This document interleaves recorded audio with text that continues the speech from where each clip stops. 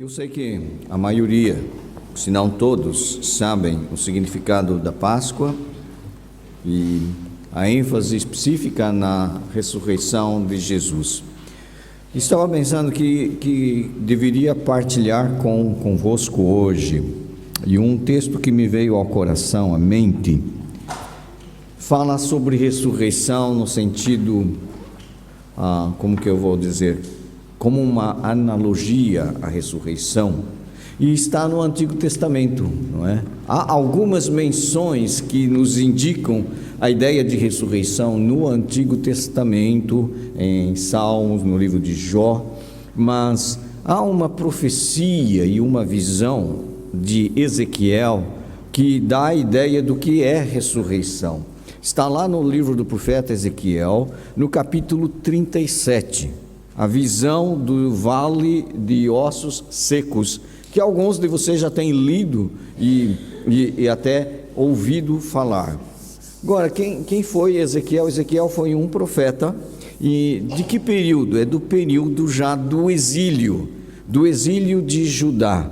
Como vocês sabem, o reino de Judá caiu na idolatria, havia corrupção, havia violência, havia tráfico de influência, e tantas coisas que não agradavam ao Senhor para um povo que era chamado pelo seu nome. De modo que veio o juízo de Deus sobre aquela nação, e Judá então caiu nas mãos do império da Babilônia, o grande império comandado pelo rei Nabucodonosor, que levou cativo grande parte da elite ali de Jerusalém. Jerusalém teve seus muros derrubados, o templo foi queimado e saqueado, e realmente, e que eu queria dizer para vocês, o templo era onde Deus manifestava a sua presença. Então, o povo não poder celebrar mais no templo de Jerusalém, aquilo foi quase que uma declaração de que o povo e aquela nação estavam mortos, e eles foram para o exílio. Toda a esperança daquele povo se esfumou com o cativeiro, e eles estavam numa situação muito, muito lamentável. Talvez hoje nós possamos dimensionar um pouco pelas imagens que vão nos chegando todos os dias da destruição que está a acontecer ali no leste da Europa, na Ucrânia. Eu fico pensando como é que fica o coração daquelas pessoas. Eu ouvi o relato, por exemplo, de uma senhora que ela disse: toda uma vida foi destruída, tudo aquilo que nós construímos durante mais de 40 anos, isso foi tudo destruído. Algumas pessoas perderam seus entes queridos, algumas pessoas ficaram mesmo sem esperança. E será que há esperança? Será que há esperança no mundo de hoje? Alguns de nós está frustrado, alguns de nós está decepcionado, alguns de nós está afetivamente desiludido, alguns de nós já não acredita mais em nada. Alguns de nós está vivendo uma situação de uma letargia espiritual. Alguns de nós já não tem mais sonhos, e isto é muito triste. Agora, será que a ressurreição de Jesus tem alguma relevância prática para nós hoje? Pensando naquele povo, lá em Ezequiel 37, veio uma palavra de esperança para aquele povo, que é a palavra que eu quero partilhar contigo hoje. Ezequiel 37, verso 1 a 14, diz o seguinte: veio sobre mim, e é o Ezequiel que está partilhando, não é? A mão do Senhor, ele me levou pelo Espírito do Senhor e me deixou no meio de um vale que estava cheio de ossos, em parênteses, eram ossos humanos, tá? E me fez andar ao redor deles. Eram muito numerosos na superfície do vale e estavam sequíssimos. Então me perguntou: filho do homem, acaso poderão reviver estes ossos? Respondi: Senhor Deus, tu o sabes. Disse-me ele: profetiza a estes ossos e dize-lhes: ossos secos, ouvi a palavra do Senhor. Assim diz o Senhor Deus a estes ossos: eis que farei entrar o Espírito em vós e vivereis. tendões sobre vós, farei crescer carne sobre vós, e sobre vós estenderei pele, e porei em vós o espírito, e vivereis, e sabereis que eu sou o Senhor. Então profetizei segundo me for ordenado. Enquanto eu profetizava, houve um ruído, um barulho de ossos que batiam contra ossos e se ajuntavam cada osso ao seu osso. Olhei e eis que havia tendões sobre eles, e cresceram as carnes e se estendeu a pele sobre eles, mas não havia neles o espírito. Então ele me disse: profetiza ao Espírito, profetiza, ó Filho do homem, e diz-lhe: assim diz o Senhor Deus, vem dos quatro ventos, ó Espírito, e assopra sobre estes mortos para que vivam. Profetizei como me ordenara, e o Espírito entrou neles, e viveram e se puseram em pé, um exército sobremodo numeroso. Então me disse: Filho do homem, estes ossos são toda a casa de Israel. Eis que dizem: os nossos ossos se secaram e pereceu a nossa esperança, estamos de todo exterminados. Portanto profetiza e diz-lhes: assim diz o Senhor Deus, eis que abrirei a vossa sepultura e vos farei sair dela, ó povo meu, e vos trarei a terra de Israel. Sabereis que eu sou o Senhor, quando eu abrir a vossa sepultura e vos fizer sair dela, ó povo meu. Porém em vós o meu espírito, e vivereis, e vos estabelecerei na vossa própria terra. Então sabereis que eu, Senhor, disse isto e o fiz, diz o Senhor. Essa profecia é maravilhosa. Essa palavra é fantástica. É uma palavra de esperança para um mundo sem esperança. E eu quero dizer isso para ti hoje, quero dizer isso para mim mesmo, quero dizer isso para todos nós. Deus, o poder de Deus não tem limites. Sabe aquele povo exilado, aquele povo que viu o seu país ser invadido, a sua cidade santa devastada, o templo queimado, os objetos sagrados do templo levados para um reino pagão? Eles disseram: está tudo acabado, já não temos mais nada. Eles diziam exatamente isso no versículo 11, a imagem que tinham de si era: os nossos ossos se secaram e pereceu a nossa esperança. Sabe, as pessoas dizem que a esperança é a última que morre. Aqueles homens diziam: a nossa esperança morreu, nós estamos de todo exterminados, nós estamos mortos. Essa é a visão que o Senhor deu a Ezequiel naquele vale de ossos secos. E o texto no versículo 2, no final, diz que aqueles ossos estavam sequíssimos, ou seja, não havia vida nenhuma mais ali, não é? Eu fiquei pensando, vocês sabem que lá em Évora tem um lugar chamado Capela dos Ossos. Eu fui a Évora, mas não entrei na Capela dos Ossos.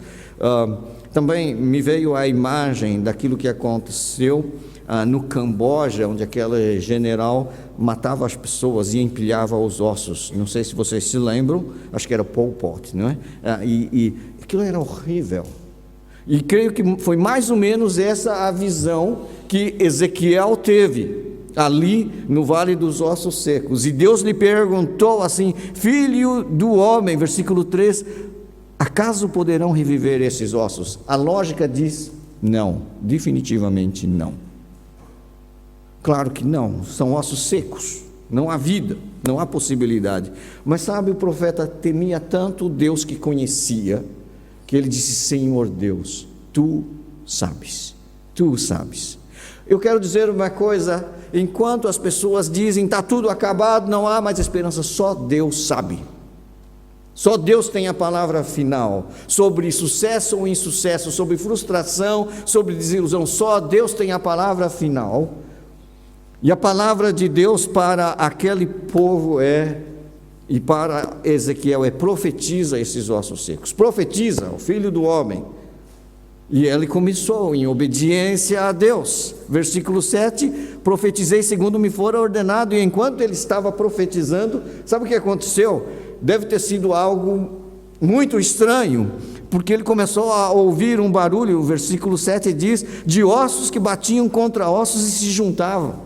E se ajuntavam. E eu creio que ele deve ter ficado impressionado com aquela cena. E eu tento imaginar, isso daria um filme, agora com os efeitos especiais seria mesmo possível, não é? Mas sabe, meus irmãos, o que aconteceu é que ele viu que aquilo ganhava forma, não é? Os ossos se juntavam cada um ao seu osso. Olhei, eis que havia tendões sobre eles, e cresceram as carnes, e se estendeu a pele sobre eles, mas não havia neles o espírito, não tinha vida. E então o Senhor disse: profetiza ao Espírito, profetiza ao Filho do Homem, verso 9, e diz-lhe: assim diz o Senhor, vem dos quatro ventos ao Espírito e assopra sobre estes mortos para que vivam. Profetizei como ele me ordenara, e o Espírito entrou neles, e vieram e se puseram em pé um exército sobremodo numeroso. Que impressionante esta visão!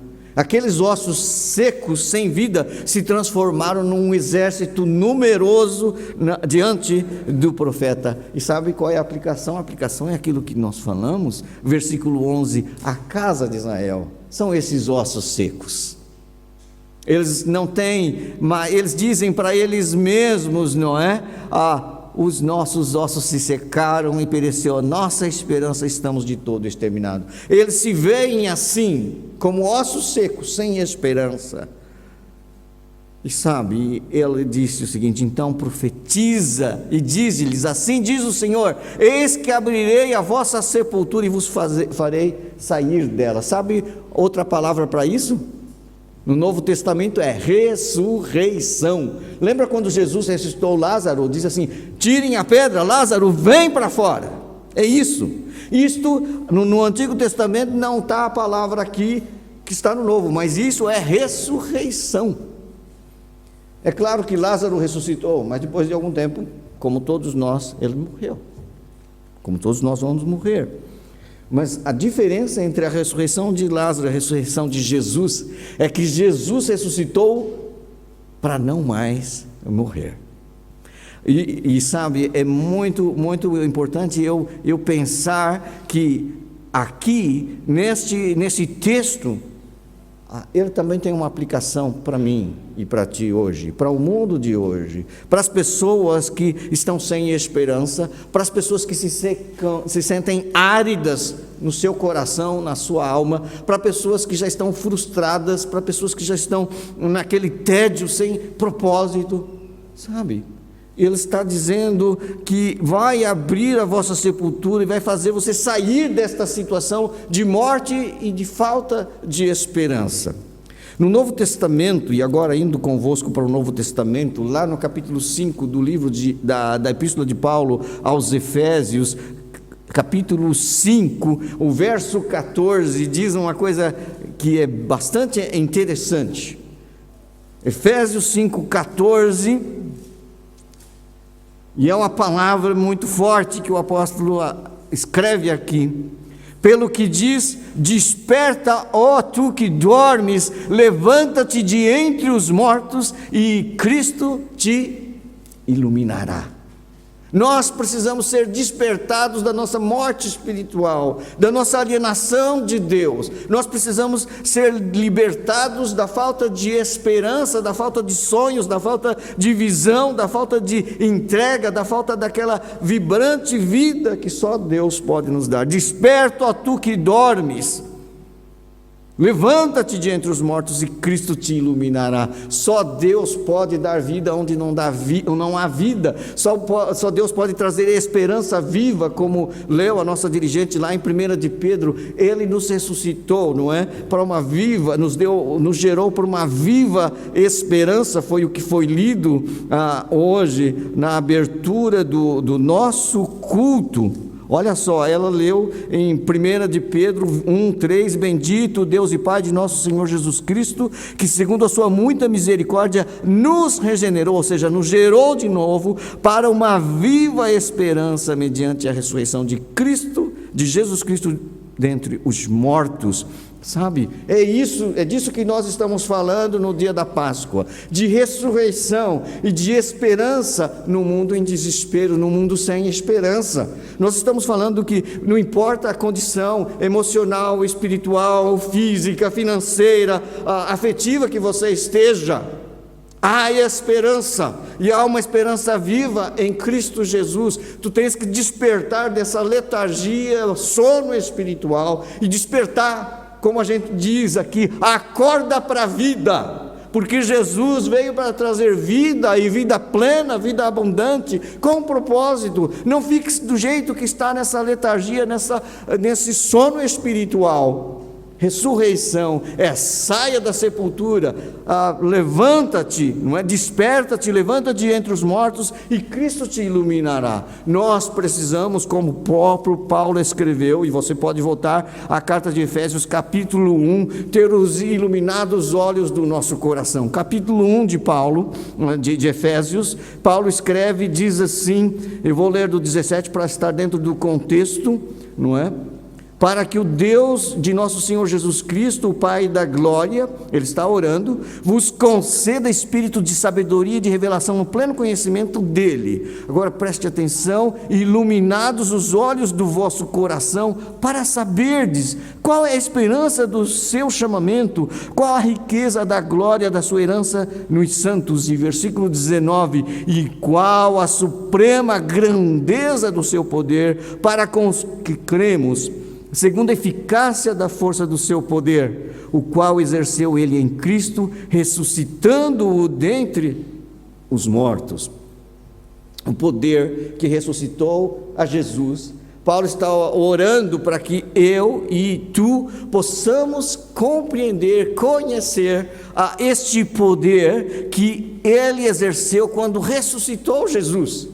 Então ele quer com este poder também transformar o meu coração, o seu coração, a minha vida e a sua vida. Nós precisamos ser iluminados pelo Espírito Santo para podermos compreender e experimentar na nossa vida algo que é o poder de Deus transformando a nossa mente, o nosso coração.